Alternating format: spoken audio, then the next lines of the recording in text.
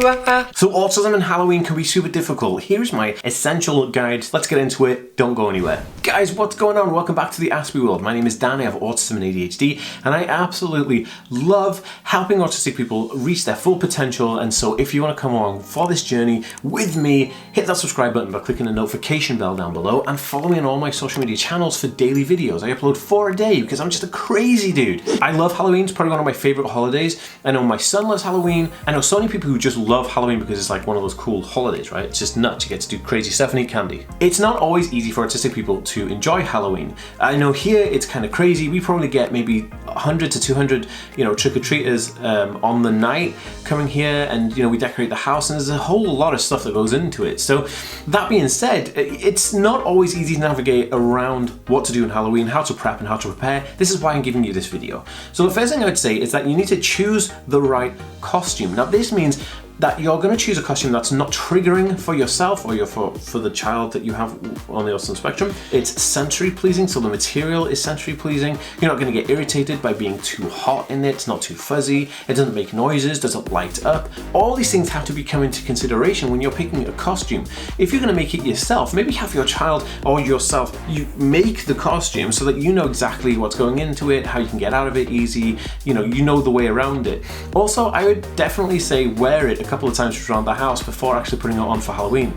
You need to get used to something before using it, and I did this last year. I was a dragon. My whole family were all dragons, but we all got COVID just before Halloween, even though I was better, my son was better. My partner, she still had COVID, so it was just me and my son going out as dragons on Halloween. It was really good. It was really warm, but I was so glad that I wore the dragon outfit in the house first for a little bit, because if I hadn't done that, I would have been a bit kind of like, it was quite a hot uniform, so I knew that I didn't have to wear shorts underneath or a t-shirt. I just put the thing on. But if I hadn't done that, I would have definitely put shorts and t-shirt on, and I would have been like so hot walking like the entire block, just collecting candy. And we had so much candy to bring back. So definitely make sure that costume preparation is number one.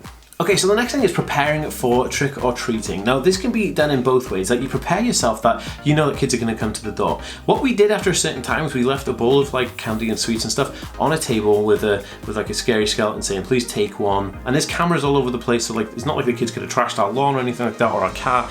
And so preparing for that was probably super interesting because it allowed me to relax knowing that I wasn't going to get disturbed after a certain time, because I prepared that, yes, I'll answer the door to trick-or-treaters up until like 8 o'clock at night, and then everybody after that will just kind of have to deal with the fact that it's late enough that we'll be chilling out for our evening and watching our Halloween scary movies, and then the kids can just take the candy as they come, because again, we live in a very busy estate. There's a lot of kids here, and there's a lot of trick-or-treaters around. If you have a child and you want to prepare them for Halloween, if they're on the autism spectrum, then I would definitely watch videos on trick-or-treating, how it's done, the language, the lingo, what is meant by trick-or-treat, maybe a little bit about the history of it. The more context and detail you can give somebody about this, the more ease they will have in actually following through and doing those things, because they'll feel more like relaxed because they know more about it.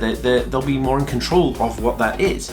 And so trick-or-treating can be really fun, but also you just gotta make sure that you're doing it right?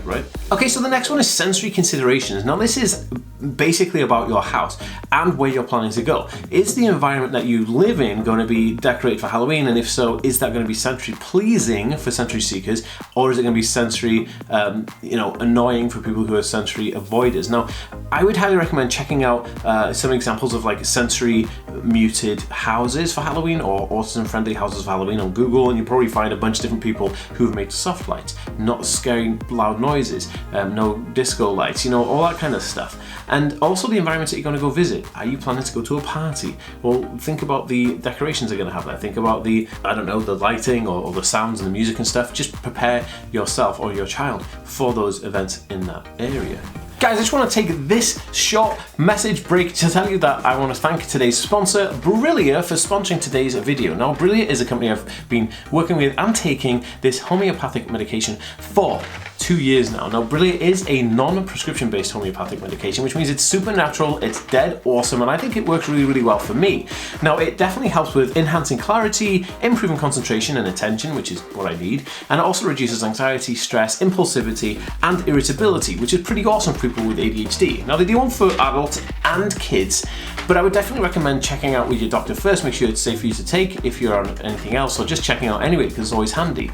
Now, Brillia is available from the link in my description of this video or in the link in my bio, depends where you're watching this video. You can actually use a code ASPY15 to get 15% off as a little bit of a help from me to you. But yeah, it's awesome. Anyway, let's get back to the video.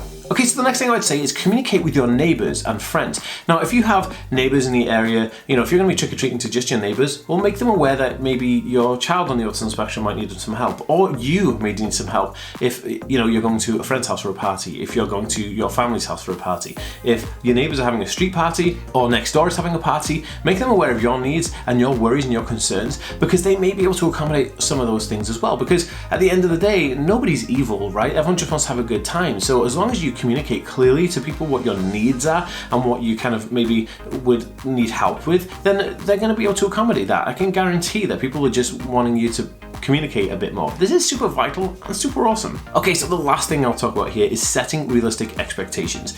You can't expect that everybody is going to just be all quiet on Halloween. I mean, it's Halloween, isn't it? Everyone's gonna have a good time, everyone's gonna be partying and doing all these things.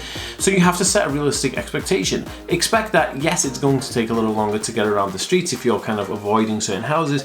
Oh, it's gonna take a little bit longer, you know, to go and see friends if you're having to kind of avoid certain busier times, etc. So always think about your expectations for how the night is going to go or how the day is going to go, because a lot of people do parties during the day as well as the night. So just set a realistic goal, set a realistic expectation, and that would be super awesome. Now guys, if you have anything to add to help this community, pop it in a comment down below. I read every single one. Give this video a thumbs up and share it if you think this is golden for somebody to get help. Alright, I'll see you in the next one. Peace.